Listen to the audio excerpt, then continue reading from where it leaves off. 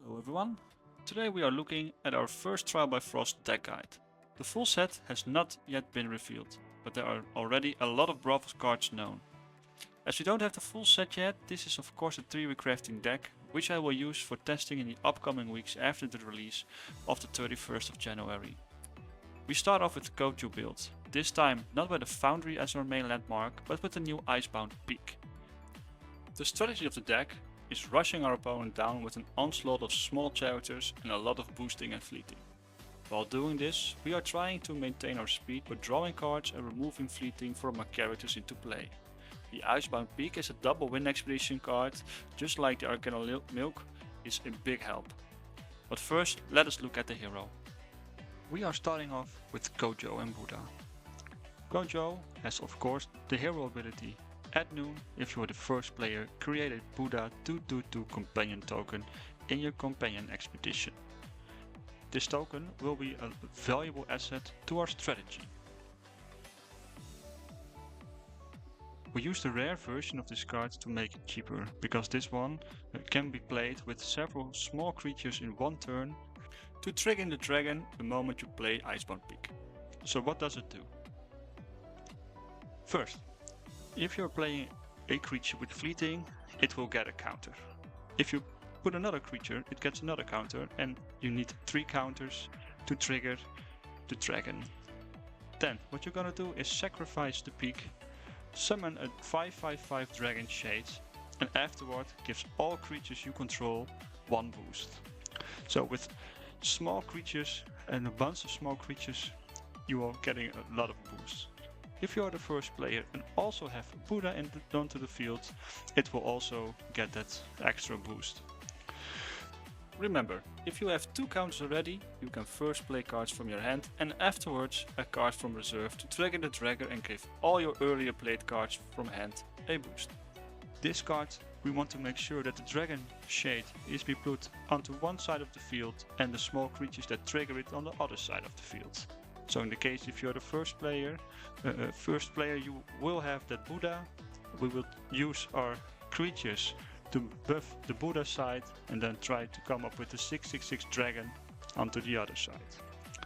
Be aware, it says when a character you control gains fleeting. So if your opponent is giving your creatures fleeting, it can trigger on their turn, make it somewhat unreliable. So that a cappella training, if that's gonna be into the meta, it's really rough to use this Icebound Peak.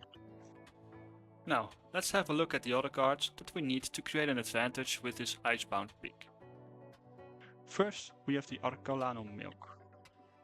We are running the common version at the start of this video. I have some alternative options for you where we can run the rare instead.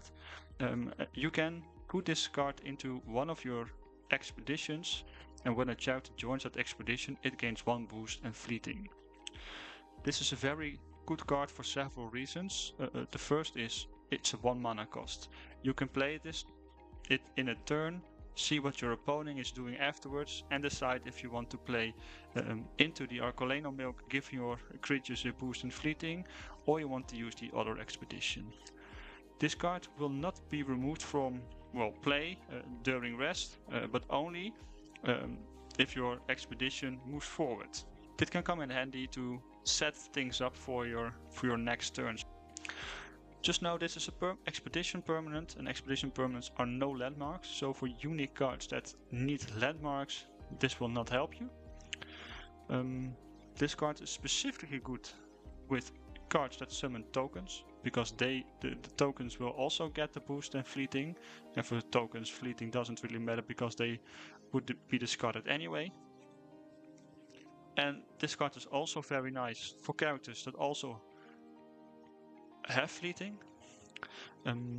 If you're moving forward with this card and you have other characters as well, do know that everything, including this expedition permanent, will go back to your reserve, and that may overflow and overcap your reserve, and you need to discard something.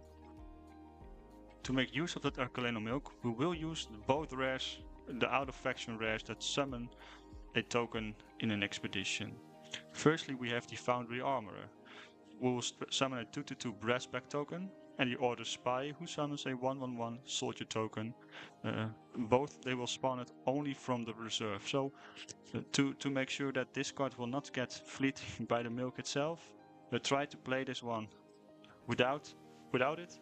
Then as soon as it's in reserve, play this card, at least the Spy for sure, into the expedition where milk is in, and you will get double the boost and also double the fleeting. But since you're playing this card from reserve, it doesn't really matter.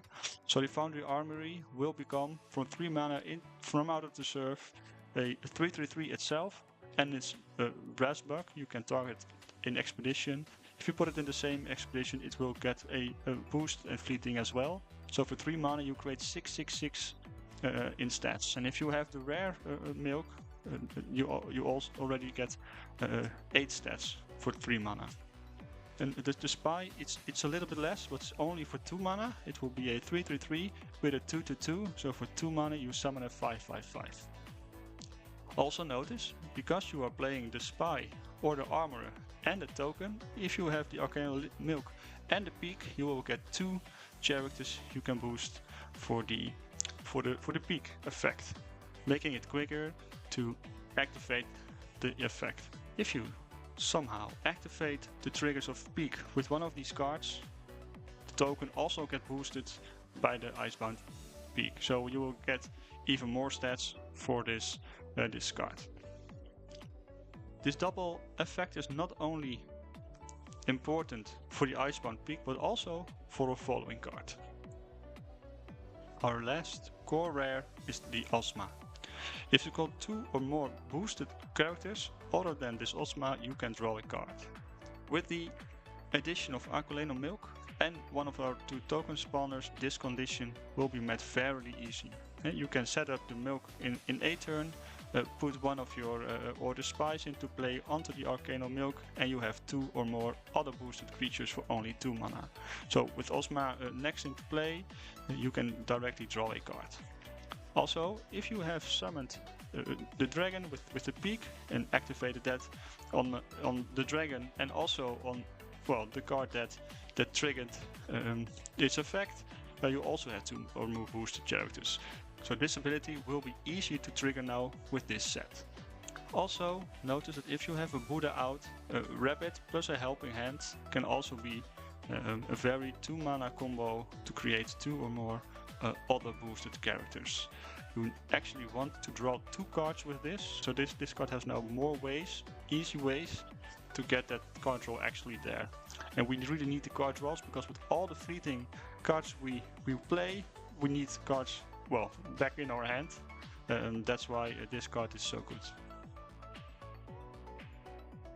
One of our other new cards is the Snowman. It's our last rare, and this is a little bit of a debate if this is the correct one. It's almost as good as a Bravos Tracer, but in certain conditions he doesn't have fleeting. Sometimes you can play this in a water, and it's just a 3/3 for 2, which is very good. Also, the support ability, you can have an exhausted resupply if you need to, and sometimes you just need that dragon come out a turn early. Then you can play this into an expedition that doesn't have water. If you don't like the Snowman to play around, you can easily change the Snowman with the Bravos Tracer and add the Aquileno Milk rare instead of the common one. That way, every character that joins your expedition gets 2 boosts. So if I look at the Order Spy, it's becoming a 4/4/4 and a 3/3/3 for only 2 mana. So it will get very, very, very good. Our next common is the Bravos Trailblazer. If you control a fleeting character, I gain 1 boost. This card is almost always a 2 mana 3/3/3 and for sure a 3 mana 3/3/3, because if he is fleeting himself, he will also get that boost. If you also don't like this one, and you can also upgrade to the rare, just remove the Snowman, add in the Tracer, and add in the rare here. Because the rare gains 1 boost for each fleeting character you control, and you probably control a lot of fleeting characters. If you again play this card with Arcadian Milk and a token creator, you will have 2 characters with fleeting, and this will actually get you at least 2 boosts. If you play this one from reserve and into a Order Spy with the token get it fleeting, it becomes a 3 mana 5/5. This can, well, get out of hand quite fast. The Haven Syringar. This card is needed for the card draw as well as the Osma. So as we are playing a lot of fleeting characters, we need actually getting some card draws to, well, stock up our hand, because it's definitely needed. One of the nice things this one is, it's very good again with Arcoleno Milk. Give it fleeting if you need to, and if you don't want to, it's just a 2 mana 3/1/1, which is, well, might come in handy if we're gonna start in Muna meta, because the forward stat might be something we are looking for. Opponents probably don't want to remove this card while it's into play while having fleeting, because it just draws us a card and we can play something else instead of this one. Because it's only 2 mana, we probably have a lot of, well, other cards as well. Then for our next common, we have the Fire Ribbit. It's a 1-drop that is a pseudo after you again. It combos very well with Buddha, because you can give this rabbit fleeting, and if you do, another target character gains 1 boost. This one is also a 1 mana enabler for our dragon. So if we put in the dragon for 2 mana, we put in, well, something from reserve, maybe a token in an Arcolano place. Then we play the Fire Rabbit for this. We can trigger a dragon with only 5 mana, well, needed to make sure we can win both expeditions. I think this is a very good combo piece. I do think sometimes you do not want to give the hand effect, just to put it into the reserve, and for 1 mana you can maybe trigger that needed for your peak as well. So yes, probably 95% of the time this is be played with the hand effect, but don't sleep on it, getting it in reserve to actually get this one a boost from the dragon as well. Then instead of drawing more cards, we can also remove fleeting from characters we have in play. So the Bravel's Vanguard and its Helping Hand spell help us giving characters, well, 1 boost and lose fleeting. This card is again also a very high forest stat, might be good in Muna metas. This card is really needed to offset the Arcane Milk part. If you do not want to use this card twice, just put it into the Arcane Milk, remove some fleeting from another character, and you go that way. Also, it's noted that you may have another target character lose fleeting with the Vanguard, and that might come in handy if you also have the rare version of the Trailblazer to give them more boost. I think this is easily both a 3-of as well. Lastly, we have 2 spells. Because we have such a low mana curve, I think Eruption doesn't really need something well, to offset the discarded mana orb, so I don't run any ramp in this deck. I think the ratios can be changed on preference, so you can run 3 Eruptions or 3 Intimidations or 1 and 2. I think based on the meta, those 2 are very good to, well, at least have some removal into your deck. So lastly, this is how the deck would look like without uniques. If you are using my suggested list, just remove the Bravel's Tracer for your 3 uniques, and it's a very fine list. The Snowman rare can be interchanged for maybe the Trailblazer rare, maybe you want to run the Arcoleno Milk rare, or maybe you want, well, the 10th permanent that's come out recently. They're all good substitutions for that snowman rare. If you remove the snowman, you can also maybe include the tracer and use something else instead. So there are some substitutions available based on your own preference. Lastly, the uniques. We have several options that are good in this deck. First thing I thought of was the Bravos Tracer, because if you have good hand abilities, the fleeting is good. We can remove some, well, fleeting ourselves, so we could maybe use it twice or even multiple other times. If we have a Tracer that has a good hand ability, I think it's perfect for the deck.